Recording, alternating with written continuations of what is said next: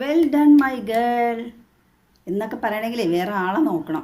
കുടകിലെ തടിയൻ്റെമേൽ എന്ന് പറയുന്ന വനപ്രദേശത്ത് 3 ദിവസം ഒറ്റപ്പെട്ടു പോയി എന്തോ വലിയ ധീരപ്രവൃത്തി ചെയ്തിട്ട് തിരിച്ചു വന്ന ആളെ പോലെയാണ് ശരണ്യ എന്ന ആ സ്ത്രീയെ വരവേൽക്കുന്നതൊക്കെ കണ്ട തോന്നുന്നത്. നാട്ടുകാരെയും വീട്ടുകാരെയും സർക്കാരിനെ ബുദ്ധിമുട്ടിച്ച്, അതും വേറെ നാട്ടിൽ പോയി ഈ നാടിൻ്റെ പേര് ചീത്തയാക്കാൻ. പോക്കത്ര ശരിയായ പോക്കാണെന്ന് തോന്നുന്നില്ല. ഹസ്ബൻഡ് ജോലി സംബന്ധമായി ഞങ്ങൾ പല സ്ഥലങ്ങളിലാണ്, പ്രത്യേകിച്ച് കാടിൻ്റെ ഉള്ളിലാണ് താമസിച്ചുകൊണ്ടിരുന്നത്, ക്വാർട്ടേഴ്സുകളിലൊക്കെയാണ്. അപ്പോൾ അതുകൊണ്ട് കടനെക്കുറിച്ച് ഏകദേശമൊക്കെ ധാരണ എനിക്കുണ്ട്. സർക്കാർ ഈ ഒറ്റ ഒരു വ്യക്തിക്ക് വേണ്ടി എത്ര രൂപ ചെലവഴിച്ചിട്ടുണ്ടാവും? അത് നാട്ടുകാരുടെ നികുതിപ്പണമാണ് എന്ന് ഓർക്കണം. മാത്രമല്ല കാടുകളിൽ ആദിവാസി സെറ്റിൽമെൻ്റൊക്കെ ഉണ്ടാവും, അവരെയും കൂടെ ബുദ്ധിമുട്ടിയാണ്. ഇതുപോലെ ആൾക്കാർ പെട്ടുപോയാൽ പിന്നെ അവരോട് ചോദ്യങ്ങളാവും, അവരെയും കൂടെ അന്വേഷണത്തിന് ഇറങ്ങും. എന്തെല്ലാം പുലിവാലാണ് പിടിപ്പിക്കുന്നത്. 38 വയസ്സുള്ള സ്ത്രീയാണ്. അവർ ചെയ്യുന്ന നിയമവിരുദ്ധമാണെന്ന് ഏകദേശം ബോധ്യമുണ്ടായിരിക്കണം. 10-15 പേരുള്ള ഒരു ടീമായിട്ടാണ് ഈ ശരണ്യ പോയത്. അവരെല്ലാം ഒരുമിച്ച് സുരക്ഷിതമായി എത്തി, ഇവർ മാത്രം വഴിതെറ്റിപ്പോയി എന്നാണ് പറയുന്നത്.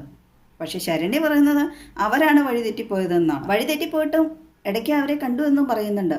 എന്നിട്ട് പിന്നെ താഴേക്ക് ഇറങ്ങി എന്തൊക്കെ വസ്തുത വിരുദ്ധമായ കാര്യങ്ങളാണ് അവർ പറയുന്നതായിട്ടാണ് എനിക്ക് തോന്നിയിട്ടുള്ളത്. ചെറുതായിട്ടൊന്ന് വഴി തെറ്റി എന്നാണ് പറയുന്നത്. കാട്ടിൽ എത്ര ചെറുതായിട്ട് വഴി തെറ്റിയാലും കാട്ടിലാണ് എന്ന് ഓർക്കണം. അതും വന്യമൃഗങ്ങളും ഇഴജന്തുക്കളും ഒക്കെ ഉള്ള സ്ഥലമാണ്. അരുവിയുടെ അടുത്തൊക്കെ ആണെങ്കിൽ പ്രത്യേകിച്ച് പാമ്പുകളൊക്കെ വെള്ളം കുടിക്കാൻ മിക്കവാറും തന്നെ അവിടെയാണ് ചെല്ലുന്നത്. വന്യജീവികളൊന്നും വന്നില്ല, വലിയ പേടിയൊന്നും ഉണ്ടായിരുന്നൊക്കെയാണ് അവർ പറയുന്നത്. ഇവർക്ക് വന്യജീവികളുടെ മണമൊന്ന് തിരിച്ചറിയണം എന്നൊന്നില്ലായിരിക്കാം, പക്ഷേ മനുഷ്യന്റെ മണം തിരിച്ചറിയുന്ന വന്യമൃഗങ്ങളുണ്ട്. പിന്നെ 500 ml ബോട്ടിൽ വാട്ടറുമായിട്ടാണ് പോയതെന്നാണ് പറയുന്നത്. 1 മണിക്കൂർ മഴ നനഞ്ഞു എന്നാണ് ഇവർ പറയുന്നത്. എന്നിട്ട് ഇവർക്ക് ഒരു ജലദോഷമോ പനിയോ ഒന്നും വന്നില്ല. എന്താ കേരളത്തിലെ ചീവിടുകളുടെ അത്ര സൗണ്ടുള്ള ചീവിടുകളൊന്നും ആ വനത്തിലില്ലായിരുന്നു. അങ്ങനെ പല കാര്യങ്ങളും അവർ പഠിച്ചു പറയുന്ന പോലെയാണ്. ഇവർക്ക് ഒറ്റയ്ക്ക് ട്രക്കിങ്ങിന് പോകാൻ സർക്കാർ അനുവാദം കൊടുക്കാത്തതുകൊണ്ട് സർക്കാരിനെ ഒരു പാഠം പഠിപ്പിച്ചേക്കാം എന്നൊക്കെ വിചാരിച്ച് ഇറങ്ങി തുനിഞ്ഞായിരിക്കുമോ? പിന്നെ എൻ്റെ ബലമായ സംശയം, ആ ഫോറസ്റ്റിൽ ഇവർ പറയുന്ന റൂട്ടുകളിൽ നിന്ന് ക്യാമറ വെച്ചിട്ടില്ലായിരുന്നോ? ആദിവാസി വിഭാഗത്തിൽപ്പെട്ടവർ പോലും അവർ രാത്രി പുറത്ത് ഇറങ്ങാറില്ല പരമാവധി.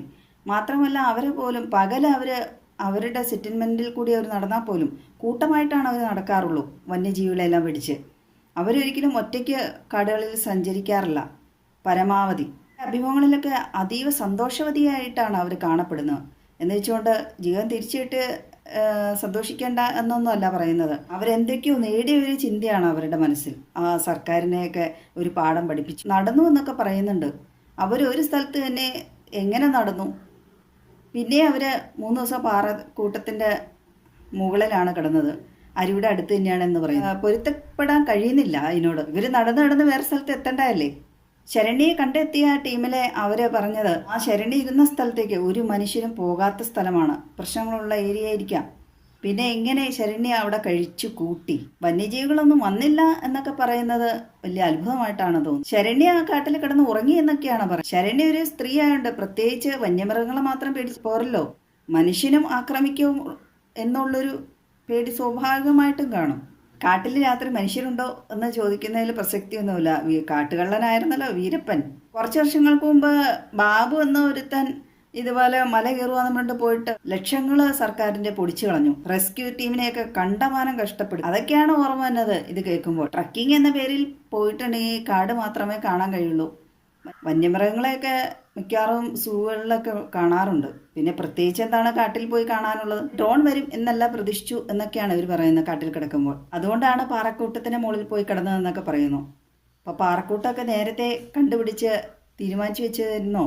ശരണ്യയുടെ ചിരിച്ചും കളിച്ചുള്ള വളരെ കൂളായിട്ടുള്ള അഭിമുഖങ്ങൾ കാണുമ്പോൾ എന്തോ കരുതിക്കൂട്ടിപ്പോയതുപോലെയാണ് തോന്നുന്നത്. കണ്ടെത്തിയവർ ഏതായാലും വലിയ കുഴിയിൽ നിന്നാണ് കയറ്റിക്കൊണ്ട് മുകളിലേക്ക് വന്നതെന്നാണ് പറഞ്ഞത്. അതാണ് ഞാൻ മുമ്പേ സൂചിപ്പിച്ചതുപോലെ വസ്തുതാവിരുദ്ധമായതാണ് പലതും തോന്നുന്നത്. കേരളത്തിലാണെങ്കിൽ ഇതുപോലെ ശരണ്യ ചെയ്തതുപോലെ നിയമവിരുദ്ധമായി പോകാൻ പാടില്ലാത്തടത്തൊക്കെ പോയിട്ടുണ്ടെങ്കിൽ 5 വർഷം വരെ തടവ് ലഭിക്കാവുന്ന ശിക്ഷാർഹമായ സംഗതി തന്നെയാണ്. ഈ സംഭവം മറ്റൊരു സംസ്ഥാനത്തായതും ചിലപ്പോൾ നിയമവും വ്യത്യാസമുണ്ടായിരിക്കാം. അതുകൊണ്ടുകൂടിയാണ് ഈ സ്ത്രീ മനഃപൂർവ്വം ചെയ്തതാണോ എന്ന് സംശയിക്കാൻ കാരണം.